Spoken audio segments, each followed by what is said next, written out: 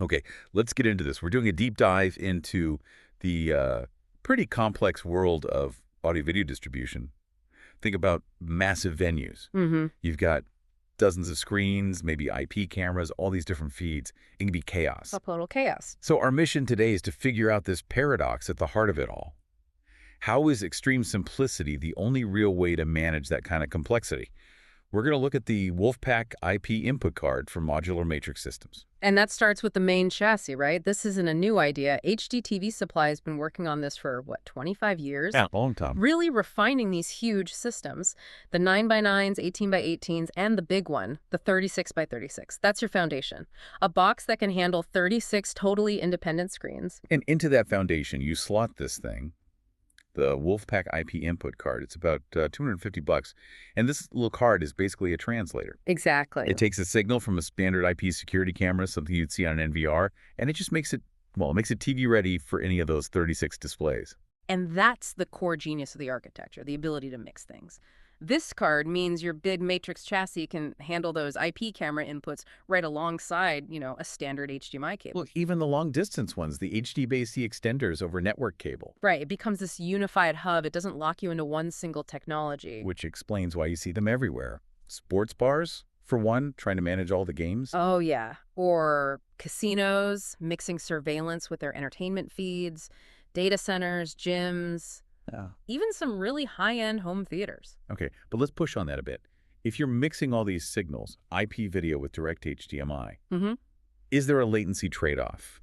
And if that card is only $250, I mean, how reliable can it possibly be? Well, that's where the modular design really pays off. It's not about the cost of one card. It's about preventing a total system failure. Okay. Because it's a one-port slide-in card cage. If one card fails or you lose a signal, you're only replacing that single $250 component. So you don't have to, unplug the entire 36 by 36 matrix and mail it in for repair? You absolutely do not. And that's the crucial value for you, the owner. They even back it with their WolfPack care warranty.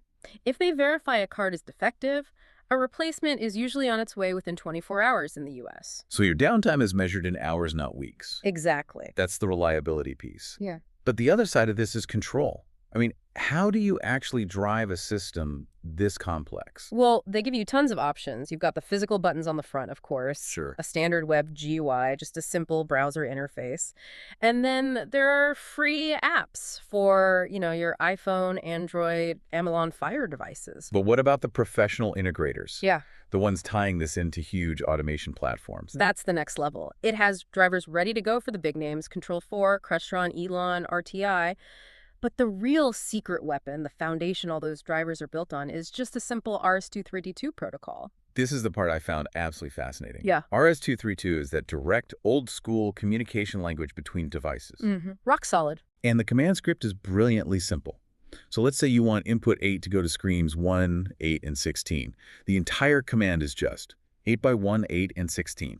4 characters and a period. And the system just replies, okay, or ERR if you messed it up. That's it. That's incredible. And that simplicity completely changes the cost equation. An end user can now buy this pro-level hardware themselves and then just hire an integrator for the software setup. Because the programming part isn't some huge custom job anymore. Right. If the key command takes seconds to write, you could save thousands on a big home automation project. So at the end of the day, the whole success here is that balance. You have these incredibly complex capabilities, 36 outputs, mixing all these technologies. But it's paired with this ruthless simplicity, simple to maintain with the slide-in cards, and unbelievably simple to control with those little script commands. So here's the final thought for you to take away. Think about that philosophy.